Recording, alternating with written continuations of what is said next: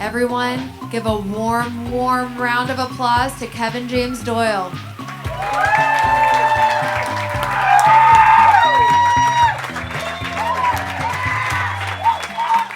I had a horrible time in middle school. Sometimes I think if I had a written record of every thought, every memory, every experience I went through during that time, if I found that, I would burn it. Unless there was an audience. And then I would read it to you.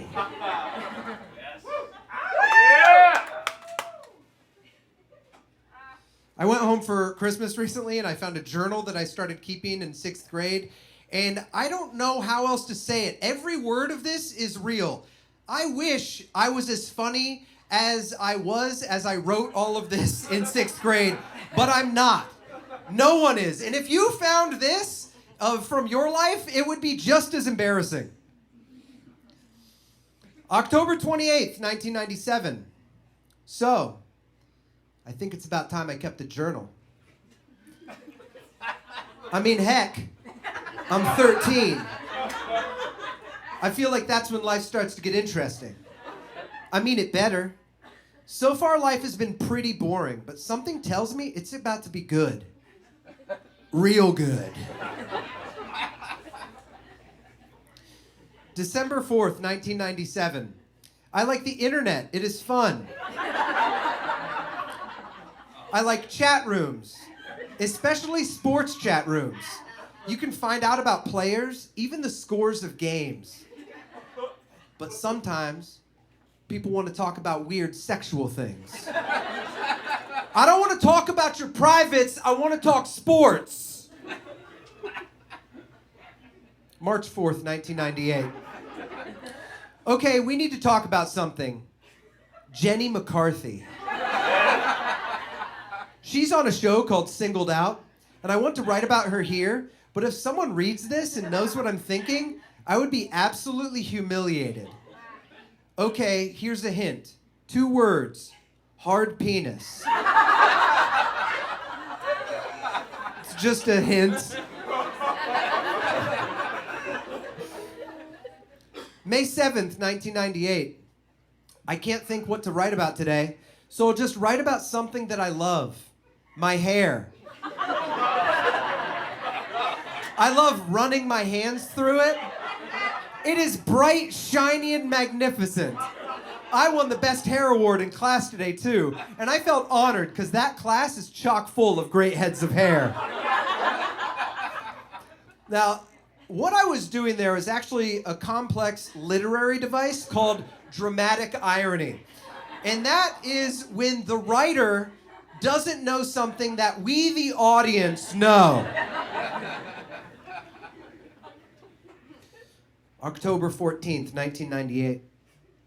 So, for my birthday, I was excited because Kenny got me Master P's album. But when Mom saw the parental advisory on it, she made me take it back.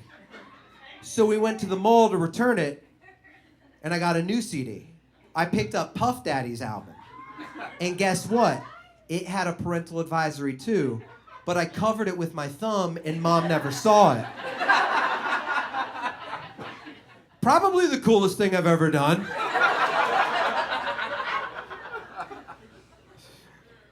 February 21st, 1999. Mom practically forced me to audition for the school play. On one hand, it's nice because she thinks I'd be good at theater and stuff. And on the other hand, it's kind of messed up. Because if I get in this show, it could distract me from my true passion, sports.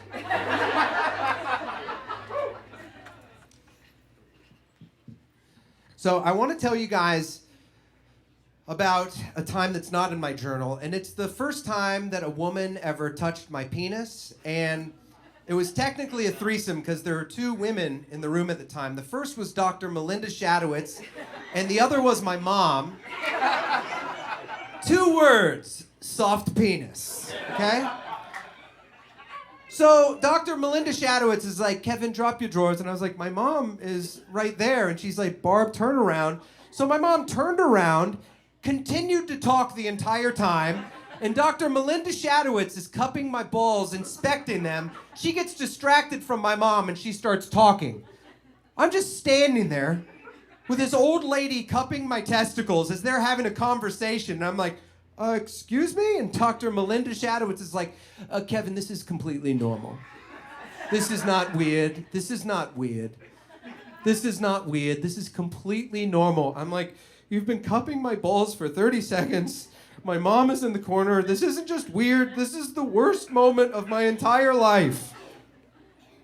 And it was. Up to that point, it was the worst moment of my life. But now I'm an adult, and it's totally fine, you know?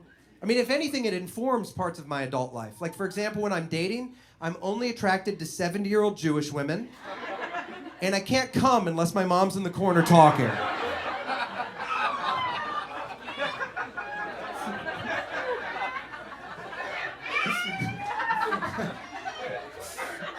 How you guys doing, huh? Good? You out there? You like that? All right, so that's not even the worst doctor's appointment I had at that age, because a few years after that, my hair started falling out, and I had to go get tests to find out if there was something wrong with me. Okay, so I walked in the room with my mom, and this guy walks out, and he is a beautiful man. He looked like George Clooney walked off the set of VR, just beautiful locks, and he said, Kevin, we're gonna find out what's wrong with you, and I need to give you a blood test, and you can come back next week, and I can diagnose you. So I take the blood test, we leave, I come back the next week with my mom, and we're very concerned, we're nervous, we're sitting there, and he walks in the room really solemn. I was like, okay. He said, Kevin, I just want to tell you that what you have is incurable, and what we can do, we can fight the symptoms, but this is something you're gonna have to live with. And I was like, Doc, am I gonna make it? He's like, I think you're gonna make it because nobody yet has died of male pattern baldness. I was like, so that was a joke you just did? He's like, Kevin, you know, I'm sorry. You know, this can actually happen as young as 14. It's very rare, but it's happened to you. And so I just want to let you know, if you're insecure about this, I was insecure when I was a kid about my hair. And I was like, really? He said, yeah, I was insecure because my hair was so thick. I was like, cool, Doc. That's not an insecurity that exists in the world, okay? You don't make up your own insecurities. Society chooses them for us. And as a group of people, we haven't chosen big penis or thick hair as an insecurity you're allowed to have.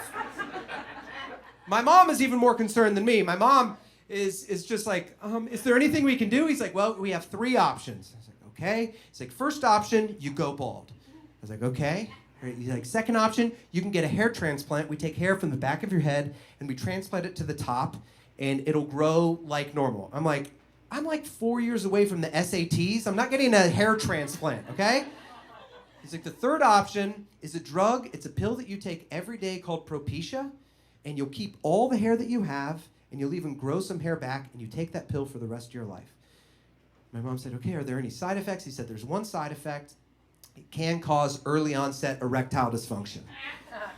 And I was like, I think I'll just go bald, okay? I can't think of a more worst case scenario, a more Faustian bargain than to be age 22 and hitting on a girl and she's like, ooh, you're cute. And I'm like, well, sweetheart, I hope you like these locks because down here is out of order. Yeah, my penis doesn't work. I've been on Propecia for 8 years, so you know when you go to those car dealerships? Yeah, it's kind of like one of those floppy guys, just like that. Pretty good though, huh? So my mom's like, don't you care? I was like, yes, of course I care. She's like, does it bother you? I was like, yes, of course it bothers me. But you know what? I'm just gonna go bald and one day it's not gonna bother me and I'm not gonna care. And that's what happened. Through high school and through college, I hated it, it bothered me. And then I got older and older, and it never bothers me now. I never even think about it. That's a lie. It bothers me. There's one time in life when it bothers me, and that's when I'm around kids. I work with like 4 and 5-year-olds as a teacher, and if I walk into a classroom and I don't have a hat on, all the kids are like, hi, Mr. Kevin. If I walk into a classroom with a hat on, they're like, hi, Mr. Kevin. If I walk into a classroom with a hat on, and midway through class, I take my hat off, all the kids at once are like, you're bald! He has no hair! So I find myself getting to the door of the classroom, and I'm just like, all right, Kevin, hat on or hat off, choose now. You don't want Penelope and Sebastian and their little gang making fun of you again, okay? So this happened one time, and no joke, a little girl named Madeline in the front of class, everyone said, "You're bald!" And she looked up and she said, "Mr. Kevin?" I was like, "Yeah." And she said, "Can you grow your hair back?" I said, "No, I can't grow my hair back. And even if I could, I wouldn't, because I love myself just the way that I am." And she said, "I think you look mean with no hair." And she started to cry. So sorry if it bothers me occasionally.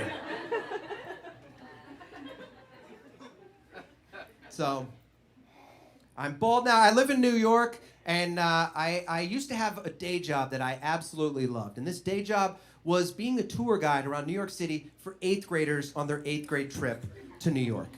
And I loved that because I made it a mission of mine to say, you know what? These kids are in an uncomfortable part of life.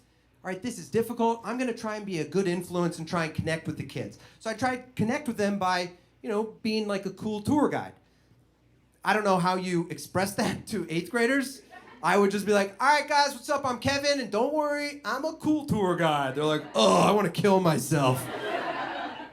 So I'd try and talk to them about music. That's the way I'd try and connect with them. So I'd be like, "Hey, guys, so what sort of music do you listen to?" And they're like, "What do you listen to?" And I was like, "I don't know. Pretty cool music, like Radiohead." And they're like, "Ugh, that's old people music." And I'm like, "Shit! That's old people music. It was cool for so long." "What do you guys listen to?" And they're like, "We like rap." And I was like, "I like rap too. I like Wu-Tang. I like Biggie." And they're like, "Ugh, that's old people rap." And I'm like, "Shit! That's older than Radiohead. That's old people rap." I was like, I do cool things sometimes. One time, I got a CD with a parental advisory on it, and I covered it with my thumb, and they're like, "What are CDs?" And I'm like, "Oh shit! I'm old! Just on a conveyor belt away from coolness and towards death."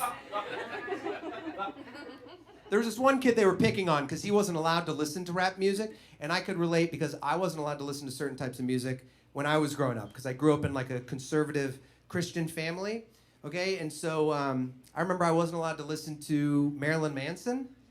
No. I wanted to, and they're like, "No, you cannot listen to Marilyn Manson." Does anyone remember the rumor about Marilyn Manson? Yeah, what was the rumor? He had 2 ribs removed. Why? So he could suck his own dick. I just want the audience to say it and not me so you all believe that it was a widespread rumor, okay? So imagine how I felt, and I wasn't allowed to listen to the one artist in the world who was living out my dream at the time, you know? That wasn't just my dream, that was every boy's dream at that age. It doesn't matter if it's your brother, your father, Pope Francis, or Barack Obama. At 13, we were all the same. We're just like, "I think I can make it! I think I can make it!" And you couldn't make it. You'd have to lose 2 ribs in order to make it, you know? So do you remember what we all did? What'd you do? We'd all go to our parents and be like, "Hey, Mom, I have a question." And she'd be like, "Yes, sweetheart." And you'd be like, "Can I get 2 ribs removed?" And she'd be like, "Why?" And he'd be like, "Well, I'm almost too embarrassed to even say it." And she'd be like, "You can tell me anything." And he'd be like, "Well, I was kind of hoping that I could suck my own dick." And then your mom would kneel down and say, "Sweetheart, that's a very invasive surgery. So in the meantime, you're just gonna have to stretch or use your hand, okay?" And then you'd skip off. Do you remember when we had that conversation with your mom? Just me? Okay. I wasn't allowed to listen to Metallica either, which really bothered me because I didn't understand why I wasn't allowed to listen to Metallica. I didn't realize what was wrong with them. But I found a loophole, actually, because I found a Christian group that took secular songs and would rewrite them with Christian lyrics. So sure, I wasn't allowed to listen to Enter Sandman by Metallica, but I was allowed to listen to Enter Samson. Enter Samson was the same rockin' instrumentals of Metallica, but telling the Old Testament story of Samson and Delilah. "See my hair, it's so long, how'd I get this strong? There's a clue in this song. see me one guy only, ripping your Philistines. Why would I even want to listen to the original? Why would I want to listen to Deep Purple's Smoke on the Water when I could listen to Walk on the Water? Bohemian Rhapsody? Bethlehemian Rhapsody. I've got you one better, Queen. I always thought it was funny, James Hetfield from Metallica, the lead singer, in all of his songs, he's always like, yeah, yeah! And I always thought it would be funny if that's not how he sings. That's just any time in his life that he's overly excited or enthusiastic. Like, Mr. Hetfield, would you like to start with an appetizer? And he's like, yeah, yeah! So I go up to my parents, okay, and I'm like, can I listen to Metallica? And they're like, absolutely not. I'm like, can I listen to Metallica with Christian lyrics? And both my parents at the same time are just like, yeah, yeah! Boom! When I'm giving these tours, every single tour was more awkward than the last. Every single kid was just like awkward. They looked like circus freaks. Like they're in physical pain because they just got new rubber bands on their braces. They're like, I can't even eat an apple, you know? And they all have acne. There's like one kid with a girlfriend, and his girlfriend's like 3 feet taller than him. She's like, I don't even know what we're doing, okay? And all the kids are just like making fun of everything. They're afraid to like anything. And then there was this one kid who was completely comfortable with who he was. It was amazing. I still remember this kid. He had a weird name named Arlo. And all these kids were making fun of his name. And I remember they were picking on him. And he just like, I don't care. You can make fun of my name all you want. I like who I am. I was like, who is this kid?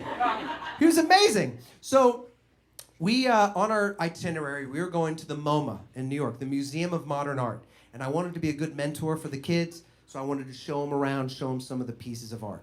So I had this group of like 6 boys. And I like showed them a painting. I was like, hey guys, what do you think of the painting? They're like, that's just a square. And I'm like, yeah, but that's the first artist that drew a square. That sucks. We got to find a better painting than that, okay?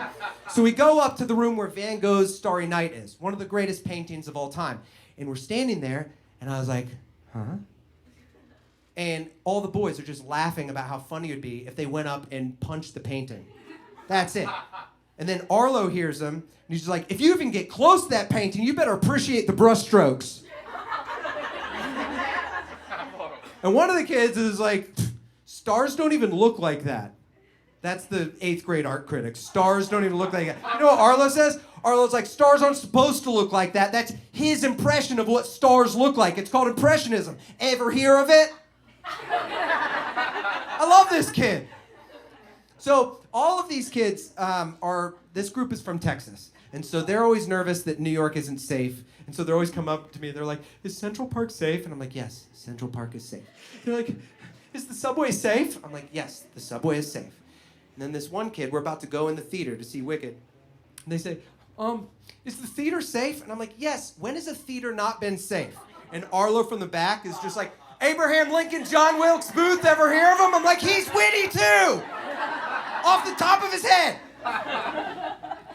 So I asked this whole group, I was like, hey, is everybody excited to see Wicked? And everyone's like, woo! Right? And then it quiets down, and there's one guy in the back, and he's just like, no.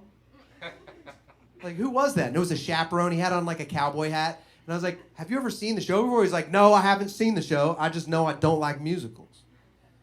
I was like, okay. And Arlo says, you don't like musicals? That's just a play with music. That's a 2-for-1 deal. He's frugal too. Now, what was going on with that chaperone is something that I've seen before, okay? He didn't even know that he was thinking it. But what was going on is the thought that he had, which was, if I see a musical and I like it, am I gay? You know? And that's such like an absurd thing, but I'm telling you, I have seen it before because I remember my dad. My dad, he loves the book Les Mis. It's his favorite book. So my mom got us tickets when we came to New York for the first time when I was a kid to see Les Mis, the musical. And he was like, oh my gosh, I love Les Mis. And then my mom's like, it's a musical. I've heard it's great. My dad's like, I don't like musicals. She's like, I've heard it's amazing. Everyone says it's great. He's like, I think musicals are cheesy. I was like, all right. So we went to the show, and I don't like sitting next to somebody if they're not enjoying it. So I'm just watching the show on my own, and then all of a sudden, Act 1 ends, and there's big commotion next to me, and I look, and it's my dad. He's like, good show! Starts crying. He tells me, he's like, I'll be right back. He runs down to the merch table, he gets a t-shirt, and he gets 2 CDs. He gets 2 of the cast albums. He comes back up, and I'm like, is one of those for me? And he's like, no, they're both for me. In case one of them gets stretched, I want to have an extra one. So I make it a point. Now my dad, anytime my dad is driving around now, he's listening to Les Mis. So he's just driving around just being like, do you hear the people singing the songs of angry men? Master of the house, keeper of the zoo. He loves Les Mis. So I want to talk to that chaperone after Wicked because I think he's going to enjoy the show. So I make a beeline as they walk out, and I was like, hey, what'd you think? He's like, Kevin, oh my gosh, that show was incredible. I love the story. I love the songs. He's like, I even got a cast album. I was like, are you serious? He's like, yeah, I'm going to listen to it when I get back down to Texas. I'm going to be driving around singing Defying Gravity. I'm going to find a guy. I'm going to suck his dick.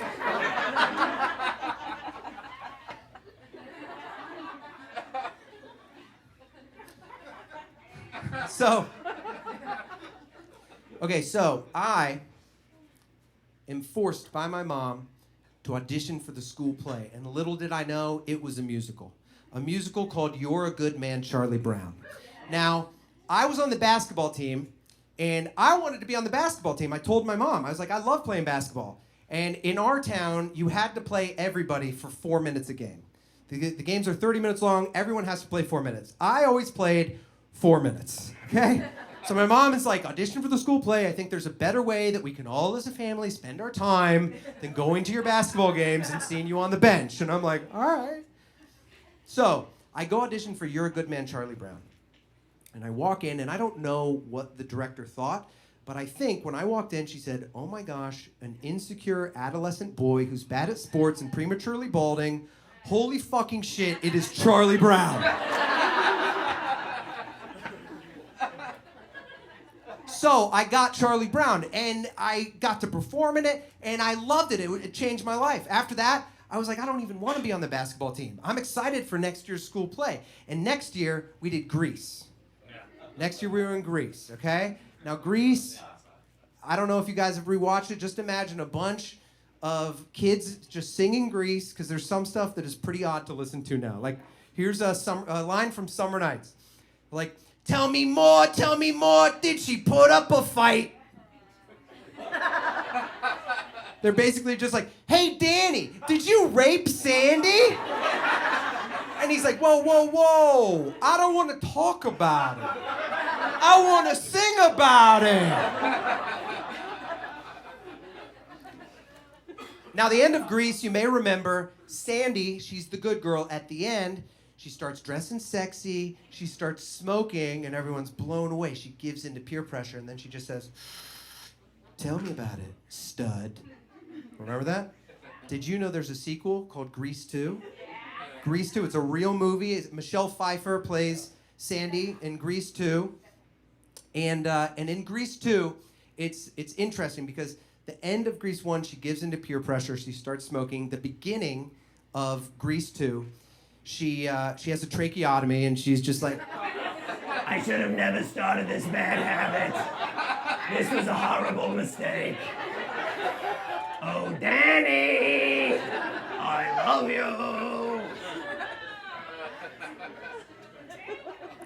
So after You're a Good Man, Charlie Brown in Grease, I told my parents I want to go to theater camp. So they found me a theater camp, and I went to theater camp, and I kept a journal while I was at theater camp. Yeah! Now, I'm a little bit older. My prose is a little more advanced, okay? June 15th, 2002. Well, it's day 1 at theater camp. There are only a few guys here. It's mostly girls. I know I have a lot to learn, but I have a work ethic and a desire to learn as much as possible. The group question today is, why are you here? The answer? To learn everything humanly possible. I want to be a great actor, writer, director, anything to do with theater. I want to be great at everything, performing, writing, sets, costumes. And I think with hard work, I will leave this camp in 2 weeks with the knowledge to do just that. Day 2. Am I learning about acting? Yes. But also about people. Can I handle some of them? No. Can I hide it? Yes. I'm also having a hard time sharing my attention. I mean, at Hoover High School Drama Club, I am it. It's me and only me. But here I have to share the spotlight. It looks like I'll have to earn respect. And this camp is just a taste of the real world. Day 3. I love theater and I can be anyone on stage. And you know what? It doesn't matter if you have 1 line or 100 lines. It doesn't matter unless you affect a life.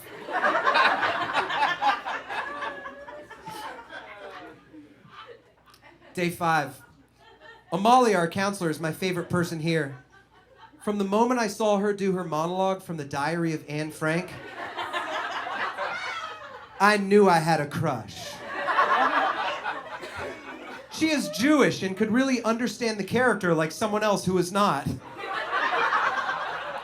I have a thing for her, but boys will be boys, huh?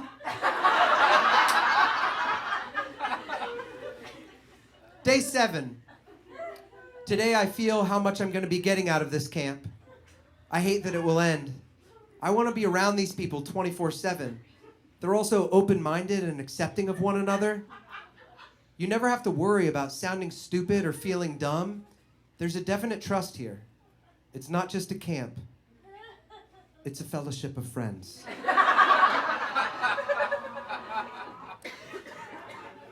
Day 8.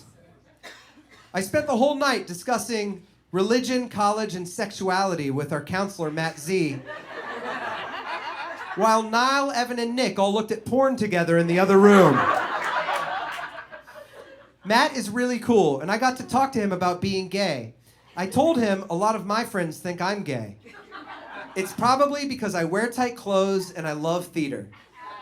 I've never wondered if I am gay, but I have certainly tried to see if I am. I just get bogged down with people thinking I'm gay, so I want to make sure. The thing is that gay no longer means attracted to the same sex. It now means likes tight clothes, theater, and singing. And if that's the definition, then I can admit that yes, I am gay, but not homosexual.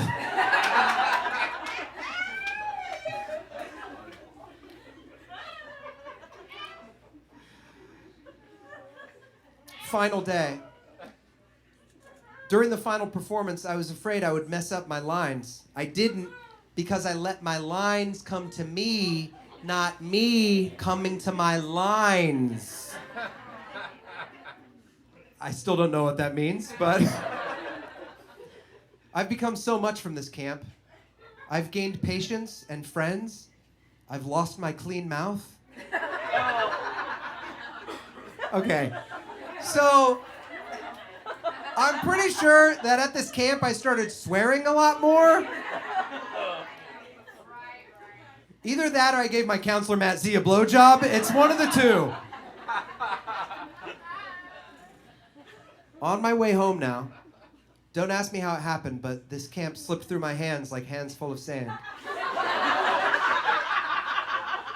I made a new family, but this one will never be together again. I learned about Jewish beliefs and culture from Amalia, and I learned about gay people from Matt. Our acting teacher even said I should go into acting, but I'd have to work on both my voice and my movement. The two elements of acting. You know the feeling when you know something for sure? Well, I guess I do if I'm asking myself. I'm certain that theater is it for me. I love entertaining people and role-playing others' lives. All I need is a chance and I can transform into anyone. I didn't cry today. But I will miss these people so much, and I had one of the best times of my entire life. When I grow up, I know what I want to be. But I don't just want to be an actor. I want to be an artist. Yep, that's right. An artist who paints on this palette we call the stage.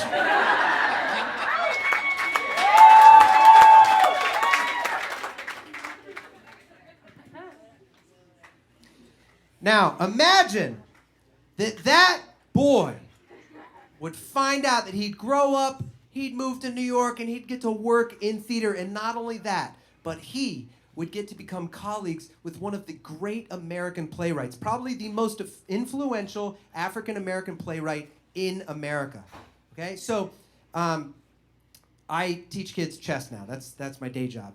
And I got an email from a new client, and I recognized her name because I studied her plays in college. Right? She's won a Pulitzer Prize. She's been nominated for 2 more. Not only that, but the New York Times said that one of her plays is the best American play of the past 25 years. So I saw her signature, and I thought, oh my gosh, she wanted her son to learn chess. So I show up to her door, and when she opens the door, I know exactly who it is because I've seen her picture on the inside of the plays that I read in college.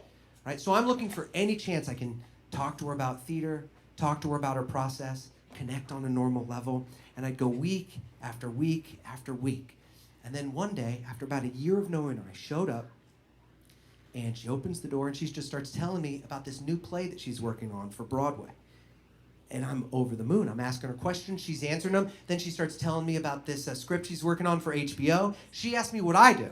And I'm like, I'm an actor, I'm a writer, I'm a comedian as well. She's asking me questions, and we're just going back and forth. And in my head, I'm freaking out. I am over the moon. It's one of the highlights of my life. And then she says, Dylan, her son, she's like, you know, Dylan, I think he wants to be white. And I was like, what? She's like, I think Dylan wants to be white. And I was like when he grows up? She was like, what? I was like, I'm sorry, I'm confused. Like, he wants to be white when he grows up? She said, no. And we turned, and Dylan was setting up all of the white chess pieces on the chessboard. And I was like, yeah, that makes more sense. That's why I come here, to teach chess. And I went and I sat down, and right looking down at me, she had a giant poster of James Baldwin. And he was just like, had his hands like this, was staring right at me. It was like he was just saying, like, when he grows up? What the fuck is that supposed to mean, Kevin?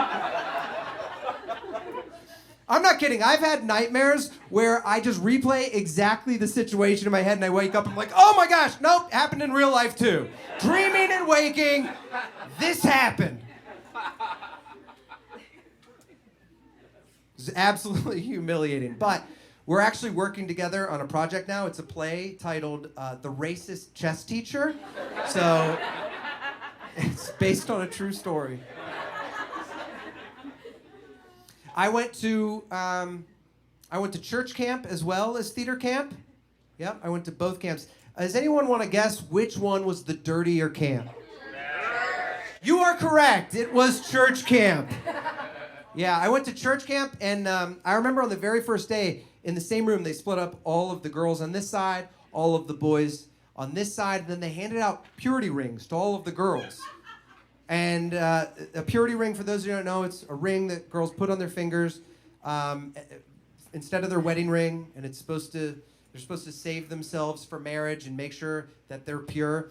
And all of the guys, while that happened, were just supposed to talk about what they wanted to pray about. So I'm with this kid, Curtis, and I was like, what do you want to pray about? And he's like, I don't want to pray. I just fingered Andrea McDowell. And I was like, cool. We are at totally different camps right now. I want to know what camp you're at, okay? So once there was a break, Curtis went and found Andrea. Andrea had a friend named Kate, okay? So me and Kate are talking, and then when there's no parents around, me and Kate went off and went over by this lake. And we're sitting there and we're talking, and she looks at me, and she was like, I want to give you a hand job. And I was like, but you have on a purity ring. And she looked at me and she just said, not anymore. Hottest thing that has ever happened to me in my life. Even to this day, I think about it, I get trembles. I'm just like, not anymore. Oh my gosh, Kate, you're too much. I wanted to hang out with Kate again, okay? So I go home from church camp and I tell my parents, I met this girl named Kate. Can she come over sometime? And they're like, yeah, what are you guys gonna do? And I couldn't say what we were gonna do, so I just had to make it up on the spot. I'm like, we're gonna watch Rain Man, because I saw a VHS of Rain Man in our living room. My parents get so excited, like, oh my gosh, it's such a good movie. Tom Cruise, Dustin Hoffman, Best Picture. All right, so they make popcorn and Kate comes over. And they're like, are you guys excited to see the movie? We're like, so excited. We go in the basement, we turn on the movie, and then the FBI warning isn't even off the screen yet. The credits aren't even done. We're like, just furiously making out, okay? And I'm waiting for Kate to give the go-ahead. And she doesn't. She just looks at me and she's like, Kevin? I was like, yeah. She said, I want you to put a finger in my vagina. And I was like, what? Now, I'd never done that. So I followed her directions to the letter, and I put one finger in her vagina, and that was it. I just looked at her. It was like I set an egg timer and was waiting for my finger to prune. I don't know. I was like Dr. Melinda Shadowitz. I was like, Kate, this isn't weird. This isn't weird. This is totally normal. All right, we heard something up at the steps, and we went back. We're like, oh no, okay. So we're sitting there, and then my parents came back down. Like, hey, are you guys enjoying the movie? We're like, yeah. They're like, oh, what part are you at? We're like, the rain hasn't happened yet, I don't think. They're like, okay, do you need any more popcorn? We're like, no, we're fine.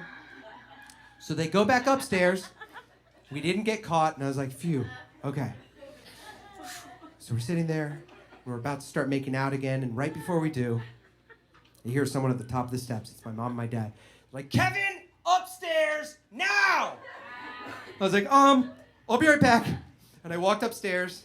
Both my parents are there, and they were both furious. They were like, Kevin, what are you doing? And I was like, I'm sorry. My mom was like, Kevin, what are you doing? And I was like, she's like, you gotta move your finger back and forth, okay? She's getting nothing out of this. Now, my mom came and saw this show once. And from the back, she said, I did not say that! That is not true! And I liked picking on my mom, so I was like, she didn't say it. She said, you may need to work the clit a little bit? Not all girls get off from penetration? Can you believe she said that?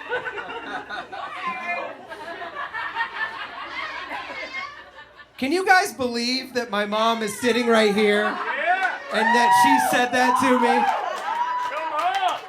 She taught me about the female orgasm at age 13. So, when I was in 6th grade, that's when everyone in our town went from the elementary schools into the middle school, okay? And so, that is when all of the new groups formed. And I found myself in the cool group, which was very exciting. I knew I was in the cool group because I started getting invited to sleepovers. And the first sleepover that I went to was over at Kenny's house, and there was about 6 guys there, and we were gonna play video games, and we were gonna watch movies. I was very excited. So we got over to Kenny's, and we were gonna play Nintendo 64. We were gonna play Mario Kart, okay? And then the mom rented us a movie, and it was Titanic. So she puts the movie in, we go upstairs, she goes upstairs, and she's like, have fun. We're sitting there. Titanic is the worst, most boring movie for a bunch of 6th grade boys to watch. It's historical, and it's a stupid love story, and we're sitting there bored out of our minds, like all 6 of us. And then, at about 1 hour, minute 22, second 8, Kate Winslet takes off of her top, and we saw boobs. So we're sitting there, and no one says a word. We're just like, that is awesome. And one of the boys, Billy, gets up, and he goes, and he pauses it. And he goes back, and he sits down, and none of us said a word. We just sat there and looked at him. And we each had our own blanket. We took our own blanket. We put our hands under the blanket. And we had the time of our life with ourselves. We just were going to town. It was just the boys and Kate. It was like our first date. And then the dynamic switches when the first boy finishes, gets up, goes and washes his hands, and goes downstairs to play Mario Kart. There are 5 of us sitting there, and there's only 4 controllers on Nintendo 64. So there are only 3 left. So there's 5 of us not saying anything, but knowing there's kind of a competitive element. The next 3 boys that finish are gonna get to play Mario Kart the whole night. And I wanted to be Wario, who's one of the fastest. What I find crazy about that is it 1,000% happened. No one said anything during, after. It was like, never speak of this again. So I always imagine running into Billy again, and he like has a wife, and he's like, oh, hey, this is Kevin. We're on the basketball team together. And I'm like, and we jerked off to Titanic together. Remember? And he's like, this is my wife.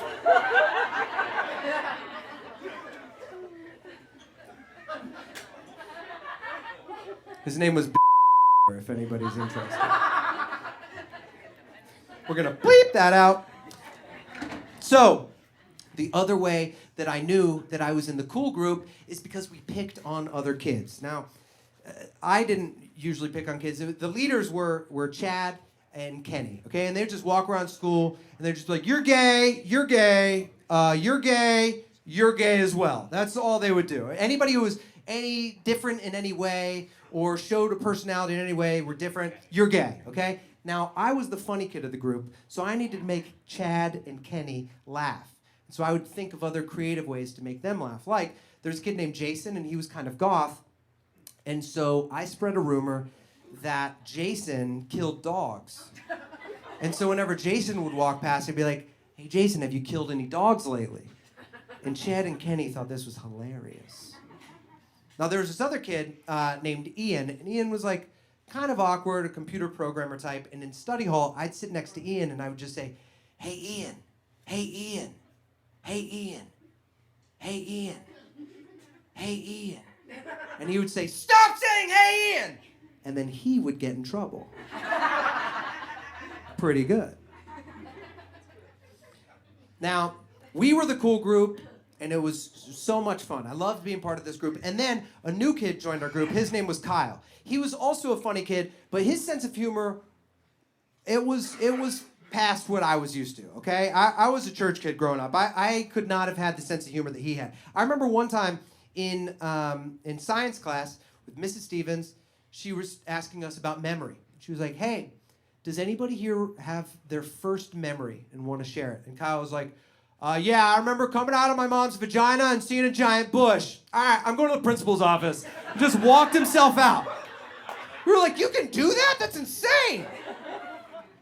All right, so we go to Mr. Clegg's class for health, okay? And it's just the boys, and we can ask any question about what's going on. If we have any questions, he'll answer them. This one kid is like, I'm growing like weird hairs. And he's like, it's not weird. It's totally normal. Where are they? And he's like in my armpits. He's like, that's totally normal. Armpit hair's completely normal. Another kid's like on my private? Yes. Oh, no. All right. Hello? There we go. You guys can't get worried about that type of stuff because we can edit that stuff out because it's professional. You know what I mean? Round of applause for the film crew. Round of applause for yourselves. And for being such a smooth audience to let me just slip back into the story. All right, so. The cops are coming. Hey, where's the sound person? They fuck up? I'm totally kidding. I'm totally kidding. All right. The comedy special police. All right, so we're back in it. Ready? So this one kid's like on my privates? He's like, yes, that is called pubic hair. That is completely normal. Kyle in the back of the room, he's like, Mr. Clegg? He's like, yeah. He's like, you have hair on your butthole? Mr. Clegg's like, class dismissed. Class over. You can't ask that. Mr. Clegg looked uncomfortable, so clearly he had hair on his butthole. And it just made him feel a little uncomfortable. I could relate because I started growing hair on my butthole at that same age.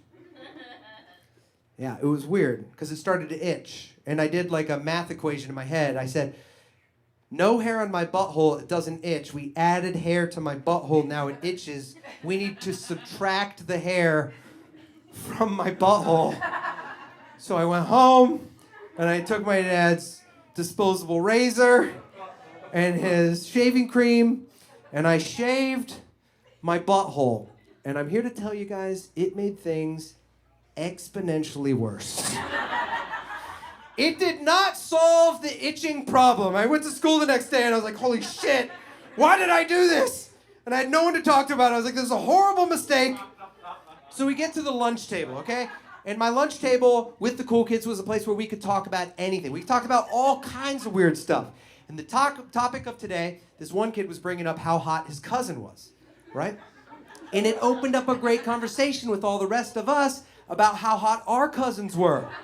You know, and if anybody thinks that's weird, sorry that your aunts and your uncles created such ugly children, but at this table, we had hot cousins. And we were excited for Thanksgiving to get in there and give a big hug and be like, just like Kate Winslet, baby.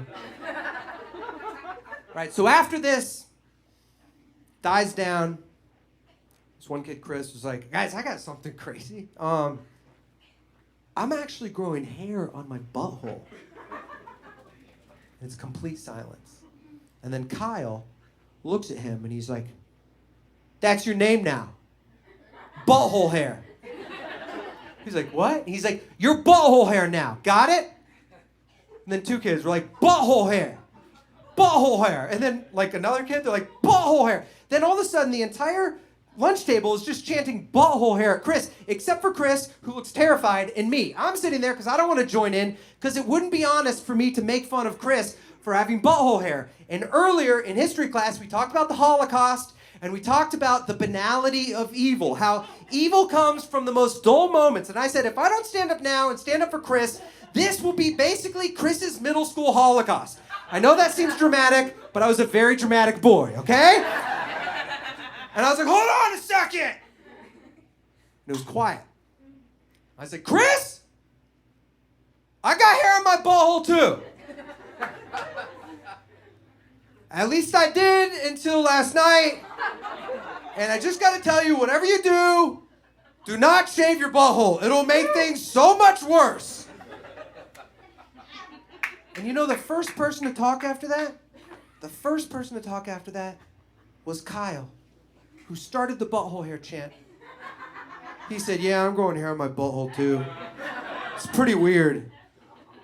Isn't that the human experience right there? He was acting out. He felt uncomfortable with who he was, and so he picked on somebody else, even though they were both the same. And we all started talking about even more weird stuff. And I left, and I was like, what a great lunch table. And I went back the next day, and I walked up with my lunch tray to our lunch table, and Kyle says, you don't sit here anymore. I was like, what? He's like, you're butthole hair now. I was like, what? He's like, sit somewhere else, butthole hair. So I sat at like the second coolest kids table. And then the next day, like the third coolest kids table. And then from Monday until Friday, I went from sitting with the cool kids until I was sitting at a table with two people, Goth Jason and Ian of the hit joke, Hey Ian. And then it was the weekend, and I thought maybe things would reset. I thought maybe this nightmare will be over, and I'll sit back at the cool kids table. And I walked into the lunchroom, And I walked past the cool kids table and I heard them saying my name, but I kept on walking. And then it got louder, and so I stopped and I turned around and I started walking towards them, and I realized that it was Kyle leading a chant that the entire table was saying. They were saying, "Kevin's gay all the way. Kevin's gay all the way." And all of the tables joined in until the entire lunchroom was saying, "Kevin's gay all the way." And still to this day, it just shocks me that the teachers joined in. You know? I just find that a bit inappropriate. But I was keeping a journal at that point in my life as well.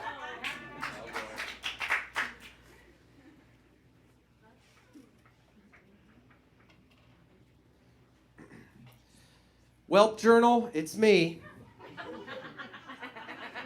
Nothing good happens after someone says whelp. Whelp journal, it's me. School sucks. It isn't fun with friends, so you can imagine how bad it is when you have no friends. No fun at all. I hate homework, plus everyone makes fun of me. I do have a few friends, not from school. They are named Mom and Dad. Haha, okay, that was funny.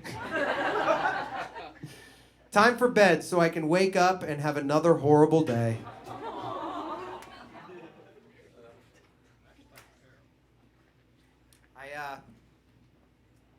I had to find new routes around the school so that I didn't pass any of the cool kids anymore. I knew exactly where they were at every moment, and one day I forgot my homework and I had to go to my locker, and I knew that if I wasn't gone in the next 30 seconds, Kyle was going to be right behind me. And I was fiddling with my combination, and then all of a sudden I heard from behind me, "Hey, Doyle!" And I was like, "Just keep your head down, don't say anything." He said, "Hey, Doyle!" And I was like, "Just get your homework and leave." And he said, "Hey, Doyle!" And I turned around and I said, "What?" And right as I said that, a giant glob of spit came and hit me right in the face. And I said, "Don't react." And then I said, "Fuck it." And I went and I punched him in the face. And there was a principal who was standing there right when it happened, and he said, "You two, my office, now!" Now, it's important for the story that you know that this principal's name was Mr. Yankoff. This is his real name. And there are people that tell me that it's pronounced Yankoff, but we did not call him that. We called him Mr. Yankoff. I actually learned that a lot of people's last names come from their role in the community. So if your last name is Smith, you were a blacksmith. If your last name is Carpenter, your family were the Carpenters. Well, the Yankoffs, absolute perverts. I mean, disgusting. I mean, I enjoyed it as much as the next guy, but for that to be your role in the community? Now, Kyle would always make sure to express his last name. He would always sound it out. He was like, "Yeah, Mr. Yankoff," and Mr. Yankoff couldn't express it back. He couldn't say, "Don't say that," because he knew that it would open himself to being made fun of even more, okay? But you could tell it always annoyed him. And so we got to his office, and he's sitting there, and he's like, "Both of you, Kyle, you're suspended for 5 days. Got it?" And he's like, "Yeah, thanks, Mr. Yankoff." And he walked out. He said, "Kevin?" And I was like, "Yeah."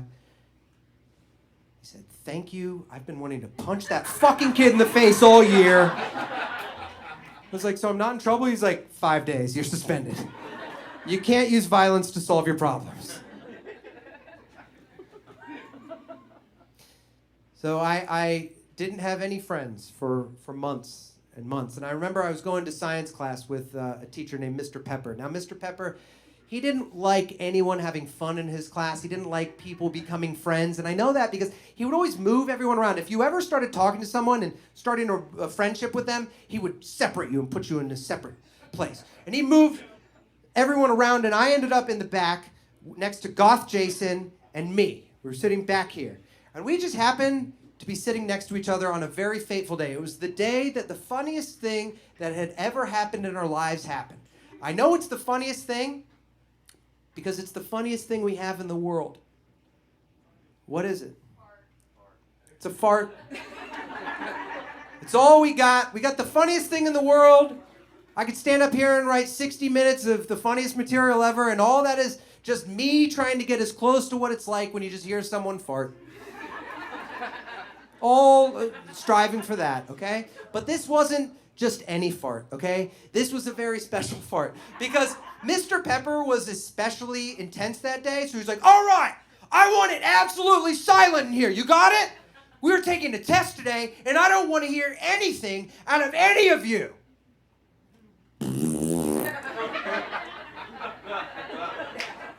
You think that's funny? Imagine it in the heads of a bunch of sixth graders. It was absolute chaos. We weren't laughing. There was just 30 kids. We were like, ah! Ah! I didn't know things could be so funny! We're just busting up laughing, okay? And Mr. Pepper's like, all right, guys, quiet down. Stop.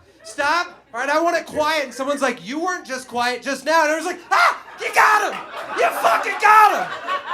All right? Jason in the back looks over at me. He was like, I hope he doesn't die. And I was like, what? And he said, of a massive fart attack.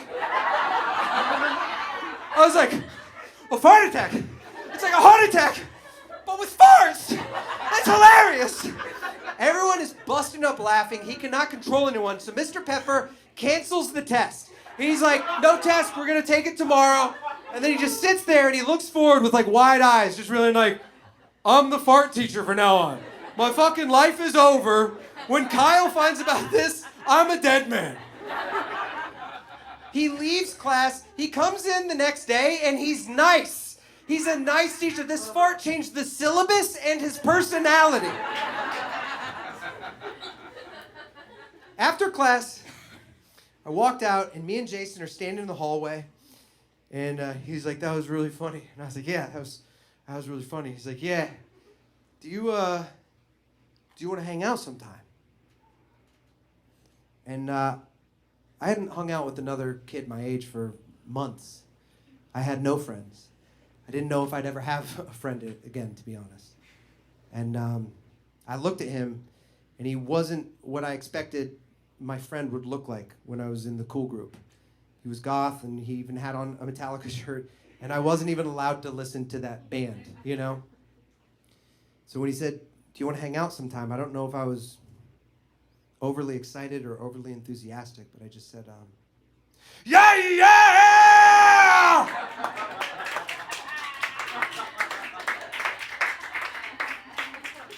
I would very much like to hang out sometime. We hung out every single day that summer. We were inseparable.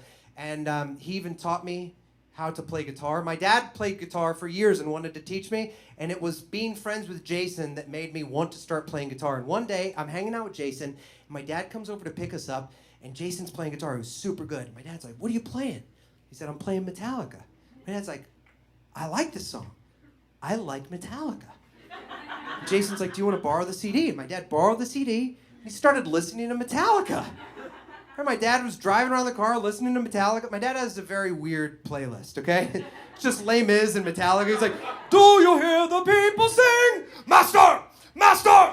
Master of puppets is pulling the strings! Master of the house, keeper of the zoo.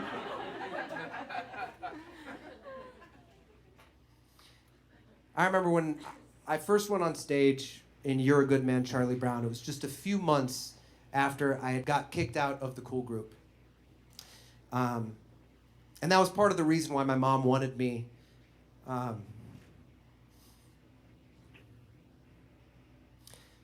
that's part of the reason why my mom wanted me to audition for the school play, so that I wasn't on the basketball team with those guys.